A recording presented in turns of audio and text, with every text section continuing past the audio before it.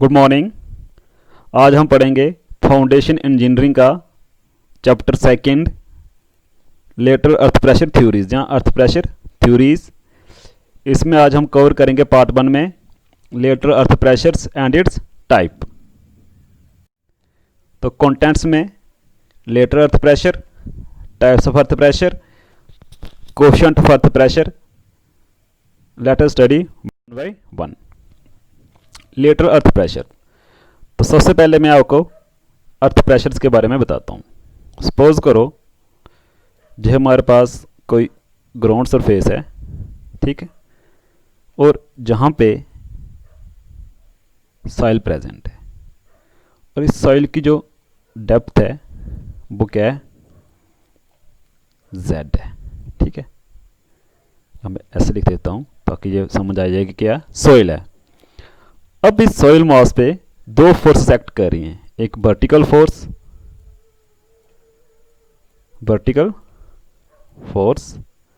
और दूसरी क्या है, लेटरल फोर्स। लेटरल फोर्स को हम हॉरिजॉन्टल फोर्स या हॉरिजॉन्टल प्रेशर कह सकते हैं, और वर्टिकल फोर्स को हम वर्टिकल प्रेशर भी कह सकते हैं। अब मैंने जहां पे वर्ड यूज किया रिटेनिंग वॉल, ठीक है। तो सबसे पहले आपको रिटेनिंग वॉल समझिए कि रिटेनिंग वॉल क्या है, क्या काम करती है। तो जो रिटेनिंग वॉल है वो क्या करती है, retaining walls maintain the soil at different elevation on it's either side. Retaining wall क्या करती है, सॉइल को मेंटेन करके रखती है किसी एक लेवल पे, सॉइल को मेंटेन करके रखती है किसी एक लेवल पे। उससे क्या करती है, इरोड होने से बचाती है, ठीक है, उससे इरोजन से बचाती है, जहाँ सॉइल मास को लेटरल अर्थ प्रेशर की वजह से स्लाइड होने से भी रोक के रखती है। अगर हम रिटेनिंग वॉल प्रोवाइड ना करें तो उससे क्या होता है कि सॉइल मास मेरा स्लाइड कर जाता है, ठीक है। उन सब को ओवरकम करने के लिए हम क्या करते हैं, रिटेनिंग वॉल प्रोवाइड करते हैं। 1929 में टर्ज़ैगी ने क्या किया, रिटेनिंग वॉल पे एक एक्सपेरिमेंट कंडक्ट किया, और उस एक्सपेरिमेंट में उन्होंने ये पाया कि जो हमारा प्रेशर लगता है वॉल्स के ऊपर, जो हमारा प्रेशर लगता है वॉल्स के ऊपर, उस प्रेशर की वजह से जो हमारी जो वॉल्स है वो अपनी पोजीशन से हट जाती हैं, अपनी पोजीशन पे नहीं रुक पाती हैं। तो तीन तरह की जहाँ पे पोजीशन में डिस्प्लेसमेंट आती है। फर्स्ट जाएगा जो हमारी ये वॉल है, जहाँ तो इनवर्ड मूव करेगी, जहाँ तो इनवर्ड मूव कर जाती है, inward to the backfill. Outward, जहाँ तो बैकफिल से आउटवर्ड चली जाएगी, जहाँ फिर एक अपनी जगह पे मेंटेन करके रखेगी। तो जहाँ पे मैंने यूज़ किया वर्ड एक बैकफिल। अब हम पहले बैकफिल को समझेंगे कि बैकफिल है क्या। जो हमारी क्या है, रिटेनिंग वॉल है, ठीक है, और जहाँ इसके पीछे जो सॉइल मास प्रेजेंट है, जो सॉइल मास प्रेजेंट है उसको कहते हैं बैकफिल। हम उसे क्या बोलेंगे, बैकफिल, ठीक है। जो हमारा अर्थ प्रेशर है, जो हमारा लेटरल अर्थ प्रेशर है, वो डिपेंड करता है कुछ नंबर ऑफ फैक्टर्स के ऊपर। वो डिपेंड करता है नंबर ऑफ फैक्टर्स के ऊपर। फर्स्ट फैक्टर आ जाएगा मूवमेंट ऑफ वॉल, जिसको मैं शॉर्ट में लिख रहा हूँ MW, movement of wall. Second आ जाएगा हमारे पास फ्लेक्सिबिलिटी ऑफ वॉल, कि बॉल कितनी फ्लेक्सिबल है। थर्ड हमारे पास आता है प्रॉपर्टीज़ ऑफ सॉइल, PS, कि जो जहाँ पे बैकफिल में सॉइल प्रेजेंट है उसकी प्रॉपर्टीज़ क्या क्या हैं, इसकी इंजीनियरिंग प्रॉपर्टीज़ क्या हैं, या उसकी इंडेक्स प्रॉपर्टीज़ क्या क्या है। और फोर्थ हमारे पास आ जाता है ड्रेनेज कंडीशन, DC। जब भी हमने रिटेनिंग वॉल प्रोवाइड करनी है तो हम चार चीज़ों को स्टडी करना है, उसके बाद ही हम क्या करते हैं, रिटेनिंग वॉल का डिज़ाइन तैयार करते हैं। Okay students. तो जो टर्ज़ैगी थे उन्हें हम फादर ऑफ सॉइल मैकेनिक्स कहते हैं, क्योंकि सॉइल मैकेनिक्स की इन्वेंशन जो है वो डॉक्टर कार्ल टर्ज़ैगी ने ही की थी, इसलिए उन्हें फादर ऑफ सॉइल मैकेनिक्स भी कहा जाता है। There are 3 type of earth pressure on the basis of the movement of wall. Walls की मूवमेंट के बेसिस पे 3 तरह के अर्थ प्रेशर हैं। फर्स्ट आता है हमारा earth pressure at rest, active earth pressure and passive earth pressure. अब हम तीनों अर्थ प्रेशर की स्टडी करेंगे one by. Earth pressure at rest. The lateral earth pressure is called at rest pressure when the soil mass is not movement. Lateral earth pressure को हम rest pressure तब बोलेंगे जब सॉइल में कोई भी मूवमेंट नहीं होगी, ठीक है। This case occur when retaining wall is fixed at its top and not allowed to rotate और मूव लेटरली। ऐसी कंडीशन तब पाई जाएगी जब हम क्या करेंगे, जो रिटेनिंग वॉल है उसको उसके टॉप से कनेक्ट कर देंगे with the help of the basement slab. At rest condition is also known as elastic equilibrium. जो हमारी रेस्ट कंडीशन होती है उसे हम इलास्टिक इक्विलिब्रियम भी कहते हैं। As no mass has failed. क्यों कहते हैं? क्योंकि जहाँ पे जो सॉइल मास प्रेजेंट है उसमें कोई भी फेलियर नहीं आता और वो क्या करता है, प्लास्टिक इक्विलिब्रियम को अटेन कर लेता है। जहाँ पे मैंने एक चीज़ बोली प्लास्टिक इक्विलिब्रियम, तो प्लास्टिक इक्विलिब्रियम एक एग्जांपल से आपको समझाता हूँ मैं। सपोज करो कि जो हमारे पास ये सॉइल मास है ये प्लास्टिक इक्विलिब्रियम है। ये क्या है? प्लास्टिक इक्विलिब्रियम है। जब कब ऐसी कंडीशन कब आती है कि ये मेरा जो सॉइल मास है इस पर कोई फोर्स लग रही है, ठीक है, फोर्स लग रही है और उस फोर्स को क्या कर रहा है, ये इजीली विदस्टैंड कर रहा है और शेयरिंग रेसिस्टेंट प्रोवाइड कर रहा है। मतलब फोर्स की वजह से ये डिफॉर्म तो हो रहा है लेकिन टू पोर्शन में ऐसे करके स्लाइड नहीं हो रहा है, ये क्या कर रहा है, शेयरिंग रेसिस्टेंस से कहते हैं हम शेयरिंग रेसिस्टेंस। जब ऐसी कंडीशन डेवलप होगी उसमें हम कहते हैं प्लास्टिक इक्विलिब्रियम। हमारे पास जहाँ पे डायग्राम में देखिए, जो हमने यहाँ पे एग्जांपल ली है अर्थ प्रेशर एट रेस्ट की, तो जहाँ पे हमारे पास दो रिटेनिंग वॉल है, एक और दो।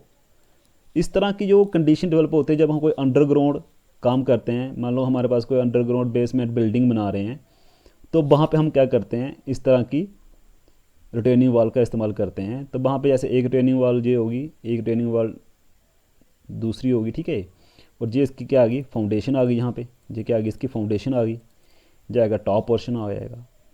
तो जब हम क्या करेंगे, इन दोनों रिटेनिंग वॉल्स को आपस में कनेक्ट कर लेंगे बेसमेंट स्लैब की हेल्प से।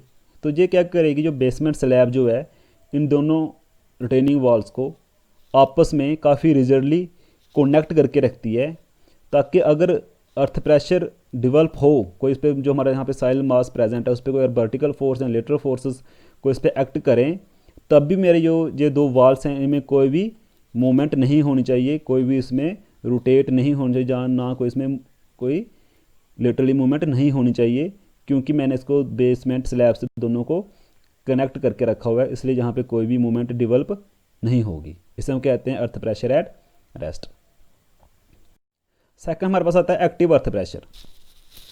The state of active pressure occur when the soil mass yields in such a way that tends to stretch horizontally. It is a state of plastic equilibrium as entire soil mass is on verge of failure. The retaining wall when moves away from the backfill, there is a stretching of soil mass and active state of earth pressure exists. Coefficient of active earth pressure को denote करते हैं Ka के साथ, lateral earth pressure divided by vertical pressure. अब जहाँ पे मैं आपको एग्जांपल के तौर पे समझाता हूँ,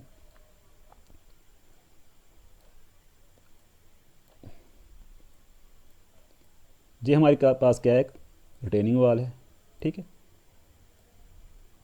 ये हमारे पास आ गया ग्राउंड लेवल, GL लिख दिया मैंने, ठीक है, ये क्या आ गया, ग्राउंड लेवल आ गया हमारे पास, ये हमारे पास आ गया रिटेनिंग वॉल। यहाँ पे पीछे इसके आ गई ये बैकफिल आ गया, इसका मतलब सॉइल आ गई, सॉइल के, ठीक है, पीछे क्या आ गई, बैकफिल आ गई।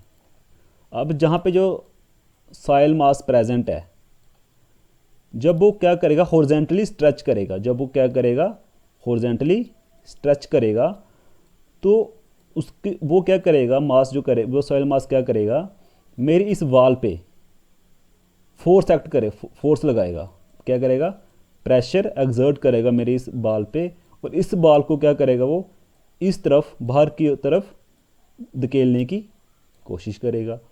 जब ये हिस्सा मेरा टॉप पोर्शन, जो मेरा वो ग्राउंड लेवल वाला पोर्शन है, जब वो मूव करेगा, ठीक है, अवे द सॉइल, उस केस को कहते हैं एक्टिव अर्थ प्रेशर। ठीक है, नेक्स्ट हमारे पास आता है पैसिव अर्थ प्रेशर। तो पैसिव अर्थ प्रेशर में क्या होता है, the state of passive pressure exists when the movement of the wall is such that the soil tends to compress horizontally. Figure show the passive pressure develops on the left side of the wall below the ground level as the soil in this zone is compressed when the movement of the wall is toward left. Coefficient of earth pressure denoted by Kp, lateral pressure divided by its vertical pressure.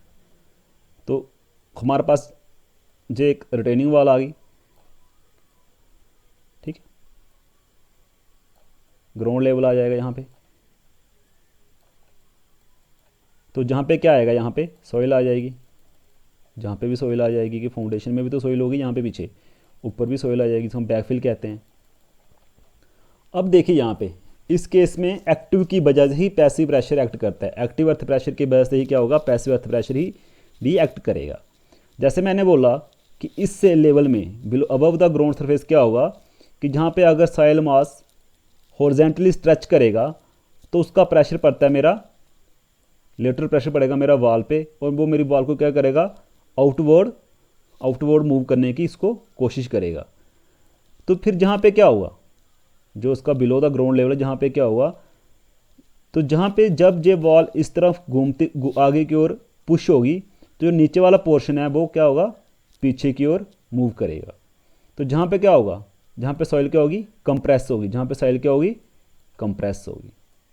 ठीक है, जहाँ पे soil क्या होगी, compress हो जाएगी इस जहाँ पे। तो इसे हम कहते हैं पैसिव अर्थ प्रेशर। एक बार आपको मैं डायग्राम से फिर से इलैबोरेट करता हूँ।